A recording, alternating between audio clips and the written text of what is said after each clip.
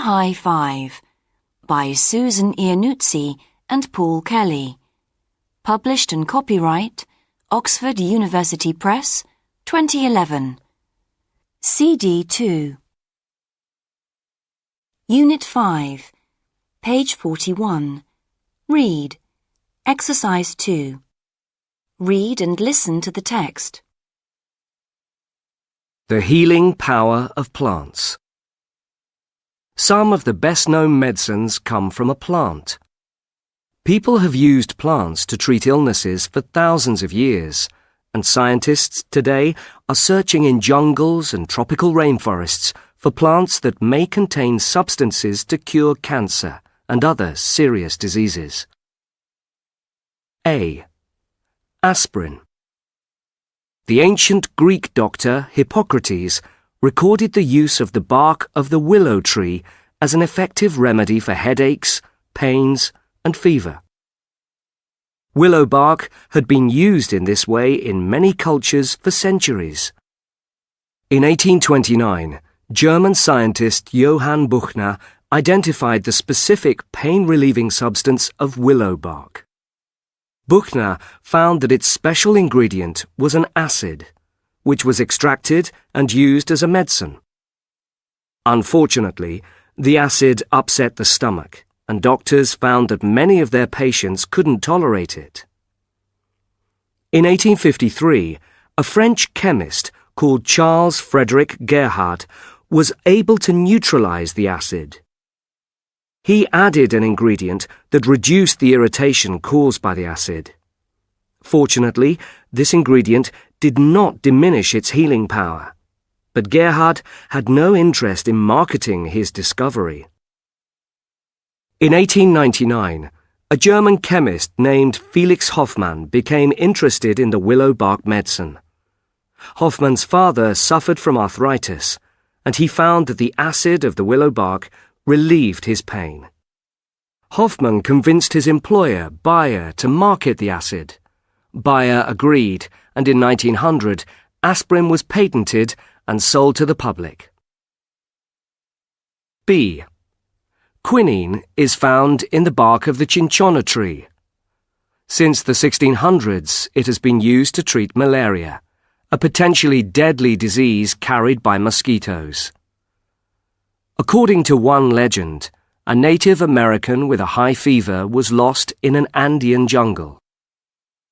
When he drank from a pool of water, he was surprised by its very bitter taste.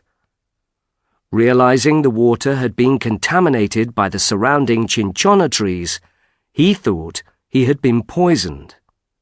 However, his fever abated, and he returned to his village to share his experience. Europeans who visited the Andes in 1630 learned of the Native Americans' treatment for malaria. Soon, another legend of the discovery of quinine spread throughout Europe. It involved the Countess of Chinchon, a noblewoman from Spain who had visited Peru.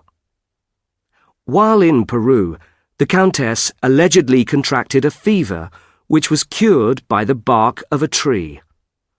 The legend says that she returned to Spain in 1638 with the bark, thereby introducing quinine to Europe. In 1742, a Swedish scientist visited Peru and named the tree Cinchona in honor of the noblewoman. However, the legend is not accurate because the Countess never had malaria and actually died in Colombia before ever returning to Spain. C. Digitalis. One of the most important heart medications is made from a common flower called foxglove. Many people grow foxglove in their gardens, but it also grows in the wild, along roadsides and in wooded areas. In 1775, an English doctor named William Withering heard that a peasant woman was curing the swelling associated with heart problems using the foxglove flower. Withering wanted to learn more, so he visited her. The woman had no idea why foxglove worked, but it was clear that it relieved the swelling. Withering began studying foxglove. Through trial and error, he learned that an effective medicine could be made from crushing the plant's dried leaves, which were picked just before the plant produced flowers. He also discovered that foxglove could be lethal if the patient was given too much. In spite of his warnings about beginning with a low dose, many doctors prescribed the medicine in amounts that were too large, and many people died. Today, the medicine known as digitalis has been researched very carefully, and doctors are knowledgeable about the correct doses. Unit 5, page 44. Listen. Exercises 2 and 3. Listen to the dialogue. As more people become interested in alternative therapies to improve their health, the day spa has become big business. Today, Corinne Woods, owner of La Mer Day Spa, joins us. Corinne, which kind of treatments are offered at day spas? Well, day spas offer everything from massage to mud bathing. Mud bathing? How is that related to health? Well, it's a great way to relieve stress. It's very relaxing. In fact, some people who feel a bit under the weather are full of energy by the time they've finished. Really? Why is that? Well, there's a lot of oxygen in the mud. It's absorbed through the skin and gives you an energy boost. It also works wonders for improving skin tone. But do people like having mud on them? Doesn't it feel clammy and slimy? Actually, the mud is heated to a comfortable temperature, and it isn't too slimy. Most people don't mind it. OK. And do people ever get stuck in the mud? Oh, no. The mud isn't up to the neck. It's quite easy to move around in, and then you enjoy a long soak in clean water. One thing to be aware of is that some people have allergic reactions to the mud. It's important to be sure that you don't have any allergies before getting covered in it. Also, any person who feels lightheaded while bathing should stop immediately. So what types of people are going to spas these days? Our clients fall into two categories: private individuals and corporate groups. Private individuals tend to purchase mud baths or massages. On the other hand, companies are using spa days to build up team spirit with a group of workers.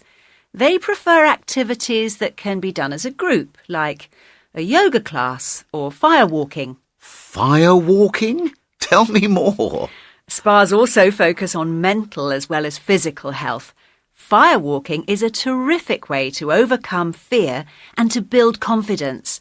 Studies have shown that people who have been through a nerve-wracking experience together will work together more effectively as a team. But doesn't the fire burn your feet? Well, perhaps the name is a bit misleading. The fire is started a few hours before the walk, so there aren't any flames. You walk on the hot coals. Still, aren't the coals scorching? Of course. If you stay on them for too long, you will get burned. The challenge of the experience is to pace yourself correctly. Too slow and you'll get burned. Too fast and the coals will fly and burn your legs. Ooh, that's quite a challenge. Can you dip your feet in cold water first? Yes, we encourage that. It cools the skin's temperature, making burns less likely. Is there anyone who shouldn't firewalk? Most people can do it, but people with cuts on their feet shouldn't because of risk of infection. However, we've never had a problem. It's one of our most popular group activities. Unit 5, page 47. Language skills. Exercise 1. Listen and check. You look great, Tina. What's your secret? Well, it's this new treatment I'm following for my skin. Although I'm allergic to loads of things, this seems to work. It's mud from the Dead Sea. I put it on my face and neck for 4 to 5 minutes, like a mask, then just relax. Mud? That's disgusting. It must be like putting raw squid on your face, really slimy and wet. Not at all. It's really soft, soothing and aromatic. It smells like deep-sea herbs. I'm sure that's what it says on the label. Tina, don't you read what the experts say? Many scientists make it clear that these alternative therapies don't work and are not based on any studies. Though I must say, your complexion is much better. Well, actually, the minerals in the mud neutralise the acidity in the skin. If you have a bad skin condition, it can reduce swelling and redness. Anyway, how's your asthma? It's starting to bother me again. Even though I'm seeing a specialist, there's not much he can do. I even have trouble with flowers if they're too overpowering. Really? Well, I don't think my mud will help to cure your asthma, but you should try it anyway. It's really therapeutic. Everyday English 5. Teacher's Book. Page 110. Describing experiences and objects. Exercise 2. Read and listen to the dialogue. So, Darren, what was it like living in the Amazon rainforest for a month? It was sort of like, how can I put it? It was life-changing.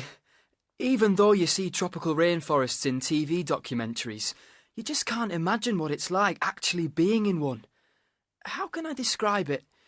You feel clammy over time, and you get the sense that you're kind of being eaten alive. And all those weird plants. It's like being on another planet. Wow. Where did you stay? It was a kind of medical research base where tourists can stay too. The building was made out of wood, there was no electricity, and we had to boil our own water. It was like something out of a survival film. It all sounds a bit primitive. Did you have an upset stomach or anything? Actually, I was a bit under the weather for a week or so. Some type of bacteria in the water or something. It made me feel quite queasy. But apart from that, and a couple of insect bites, I was generally fine. As I said, it was an amazing experience.